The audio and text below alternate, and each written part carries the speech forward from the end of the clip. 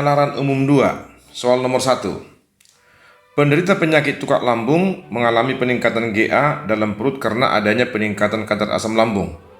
Penurunan kadar asam lambung dapat dilakukan dengan terapi obat antisida.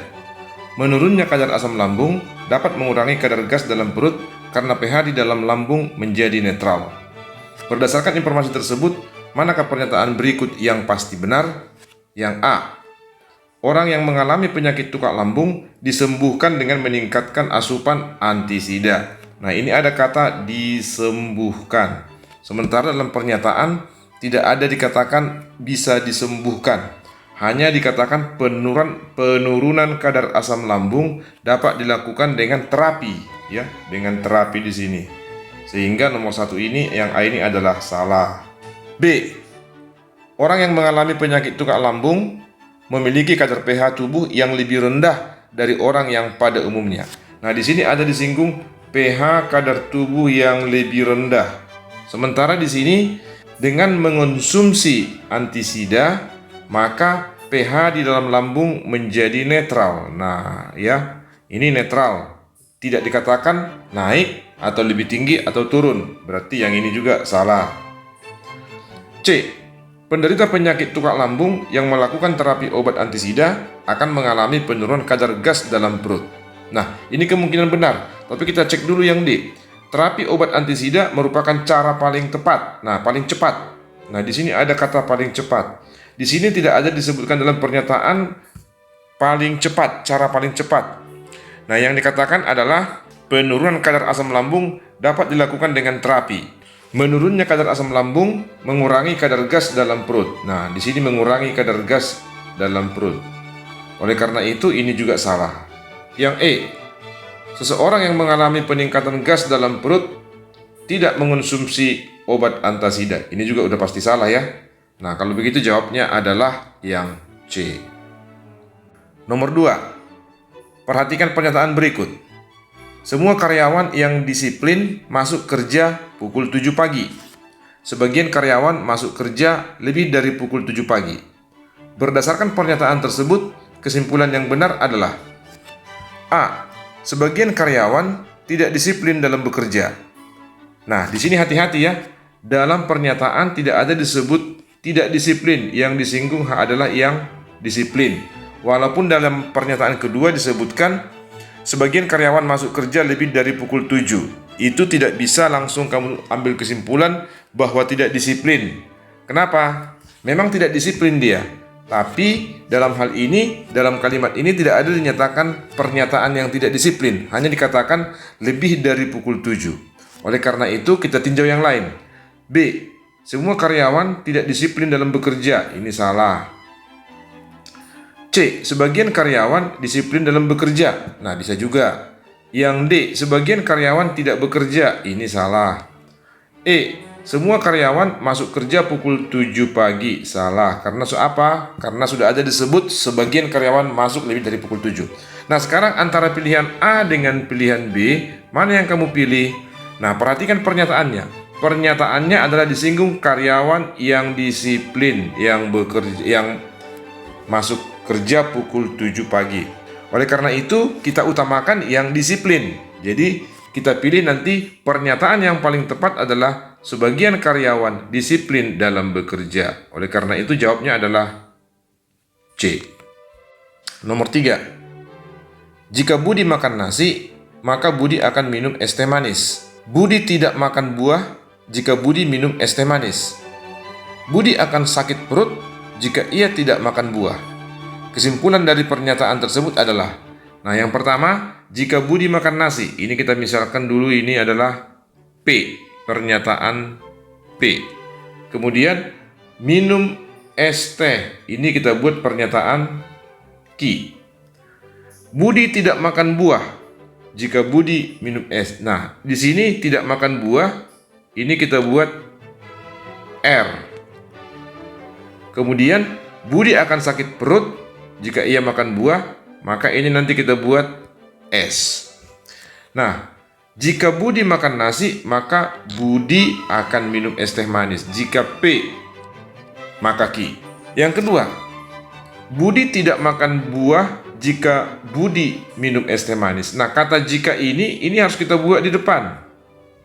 Jadi, jika Budi minum es teh manis, jika Ki, maka nanti dia akan R. Maka Budi tidak makan buah. Yang ketiga, jika ia tidak makan buah, Budi akan sakit perut. Berarti sakit perut dia S di sini. Nah, dalam hal pengambilan kesimpulan di sini, untuk implikasi, ini kita coret, ini kita coret, ini kita coret, ini kita coret, maka P, jika P, maka S. Maka, jika Budi makan nasi, maka Budi akan sakit perut, ya. Jika Budi makan nasi, maka Budi akan sakit perut. Yang benar adalah B. Karena di sini, jika Budi makan nasi, ini P, maka nanti di sini Budi akan sakit perut, ini S. Nomor 4, setiap pagi Angga berangkat pukul 7 menggunakan sepeda dengan kecepatan 30 km per jam dan tiba di sekolah pukul 7.30. Bila hari ini Angga berangkat pukul 7.10, berapakah kecepatan sepedanya agar tiba di sekolah pukul 7.30? Nah, untuk ini kita misalkan dulu jarak antara rumah dengan sekolah. Kita buat di sini. Ini rumah, di sini sekolah. Nah, kemudian kalau dia berangkat pukul 7, itu kita misalkan dari atas di sini. Nah, di sini kecepatannya V, katakanlah V1 itu sama dengan 30 km per jam. Sementara waktunya dia berangkat pukul 7 sampai pukul 7.30, berarti 30 menit. 30 menit itu kita buat nanti waktunya adalah setengah jam. Nah, untuk yang hari selanjutnya, ternyata dia terlambat 10 menit. Jarak yang ditempuhnya nanti dari sini kemari sama, ya. Dari rumah ke sekolah sama. Hanya saja di sini sekarang waktunya menjadi 20 menit. 7.30 harus nyampe, dia berangkat 7.10. Berarti waktunya di sini hanya 20 menit. 20 menit itu adalah sepertiga jam. Oleh karena itu nanti V2-nya itu sama dengan berapa? Nah, kita gunakan persamaannya, kita ingat bahwa jarak sama dengan kecepatan kali waktu. Kalau kita buat ini S1, ini S2, maka nanti di sini S1 sama dengan S2. Sehingga V1 kali T1 akan sama dengan V2 kali T2. Sekarang kita tinggal mengalihkan. Di sini kita kalikan. Ya, oleh karena itu nanti ini kita buat menjadi 15 dibagi sepertiga itu sama aja dengan dikali 3/1 itu sama dengan V2. Sehingga nanti ya, V2 sama dengan 45 km per jam. Jawabnya adalah B. Soal nomor 5, baris dan deret ya. Angka berikutnya pada pola bilangan 11, 10, 8, 24, 20, 15, 90 adalah berapa? Nah, ini operasi hitungnya mungkin lebih dari satu ya. Pertama kita coba dulu yang berdekatan. Kalau tidak bisa nanti kita buat langkah-langkah satu. Misalnya ini kemari ada nggak hubungannya? Ini kemari, terus. Nah, kalau kita perhatikan nanti di sini 11 menjadi 10 itu kurang 1. 10 menjadi 8 itu kurang 2. 8 jadi 24 itu kali 3.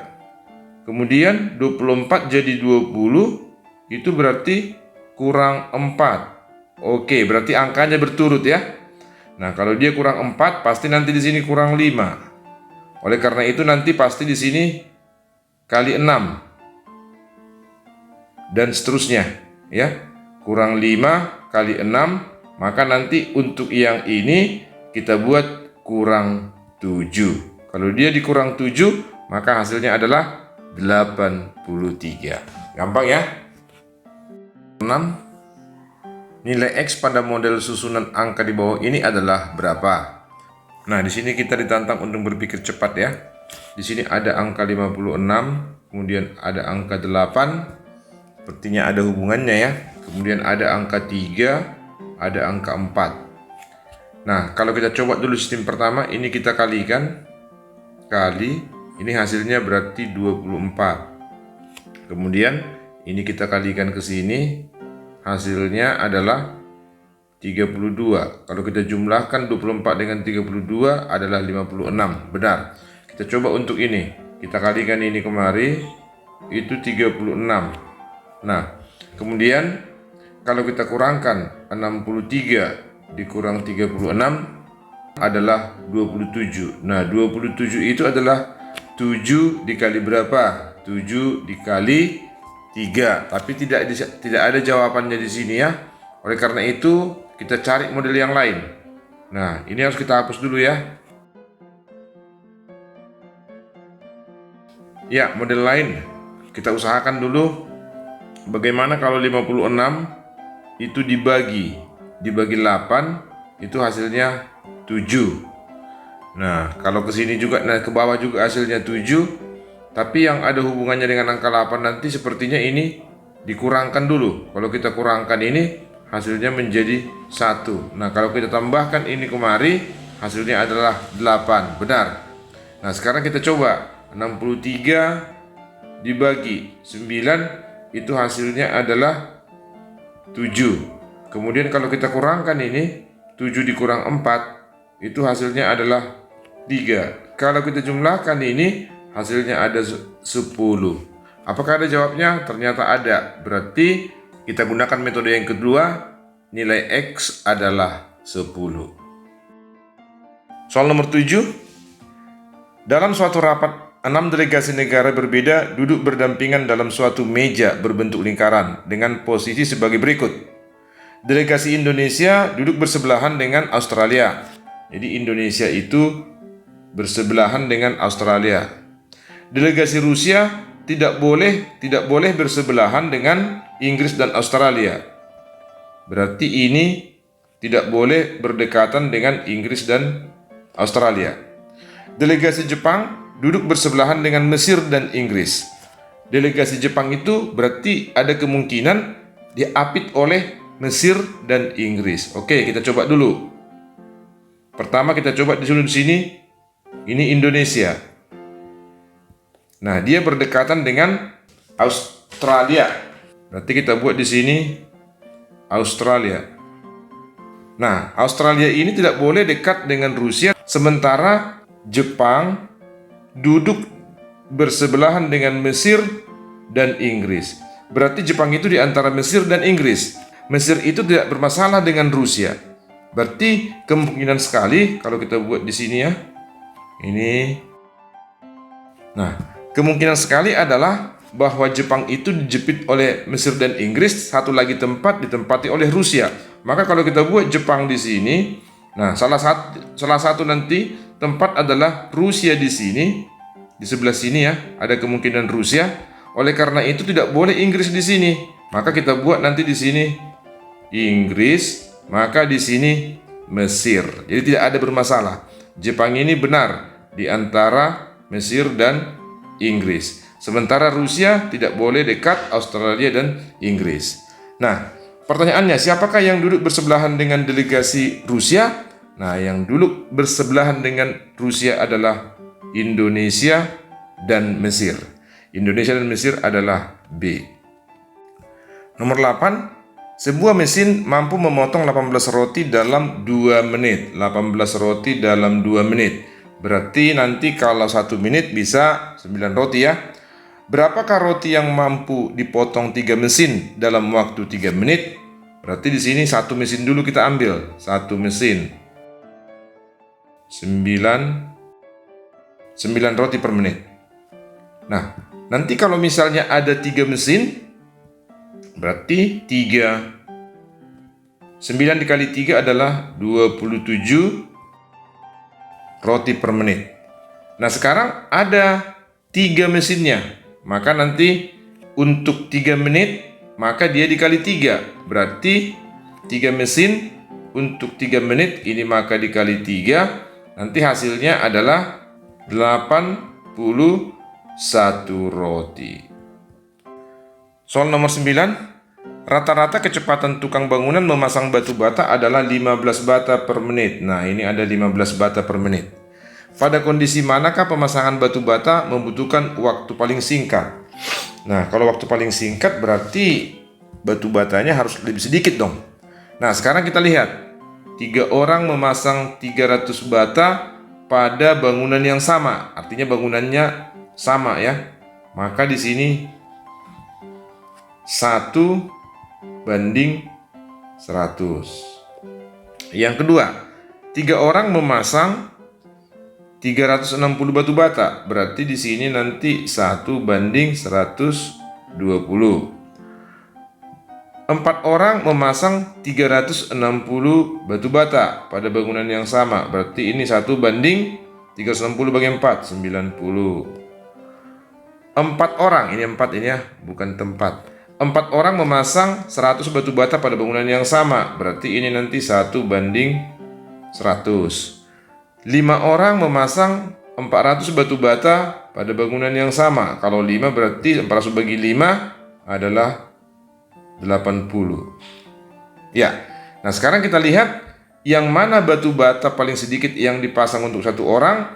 Yang ada adalah 5 orang memasang 400 batu bata, sehingga 1 orang memasang 80. Ini akan lebih cepat pemasangannya dari yang lain karena pemasangan batu bata itu mempunyai kecepatan yang sama untuk setiap tukangnya. Jadi jawabannya adalah yang E. Soal nomor 10. Hasil penelitian menunjukkan bahwa pernikahan usia dini memiliki beberapa dampak negatif. Semua perempuan yang menikah di usia dini berisiko tinggi untuk bercerai. Ini dia. Hal itu dipicu oleh perkembangan emosi yang belum matang. Sebagian besar dari perempuan yang menikah di usia dini mengalami kekerasan dalam rumah tangga.